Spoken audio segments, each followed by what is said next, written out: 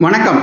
வள்ளுவரே, என் நண்பர் ஒருத்தர் பையன் ஒரு தப்பு பண்ணிட்டான்னு காய்ச்சி மூச்சுன்னு கத்தி கோவப்பட்டாரு. கடைசியில் அது அவருக்கு மாரடைப்பில் போய் கொண்டு விட்டுடுச்சு. ஆமாம் அப்பனே, இந்த கோபம் இருக்கே அது மகா பொல்லாதது. ஒருத்தர் நமக்கு ஒரு தீங்கு செய்துட்டா அதை மன்னிச்சு மறந்துடுறது தான் நல்லது.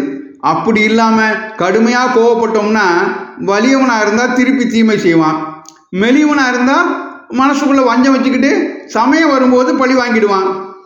இதுக்கு மேலே நீ சொல்கிற மாதிரி இப்படி கோவப்படுறதுனால இரத்த அழுத்தம், மாரடைப்பு, மன அழுத்தம், சர்க்கரை வியாதின்லாம் நம்ம உடல்நலம் பாதிக்கப்படுறதுக்கு நிறையவே வாய்ப்பு இருக்குது. அதனால் முடிஞ்ச மட்டும் யாரிடமும் கோவப்படாமல் இருக்கிறது தான் நல்லது. இதைத்தான் மறத்தல் வெகுளியை யார் மாட்டும், தீய பிறத்தல் அதனான் வரும்னு வெகுளாமை அதிகாரத்தில் 303வது குறளா எழுதி வச்சேன். அற்புதம் வள்ளுவரே. மறத்தல் வெகுளியை யார் மாட்டும், தீய பிறத்தல் அதனான் வரும். எல்லா விதத்திலும் தீமையை உண்டாக்கும் மூல வேறாய் கோபம் இருப்பதால் யாரிடமும் கோபப்படக்கூடாதுன்னு அருமையாக சொல்லி புரிய வச்சுட்டீங்க. நன்றி வள்ளுவரே.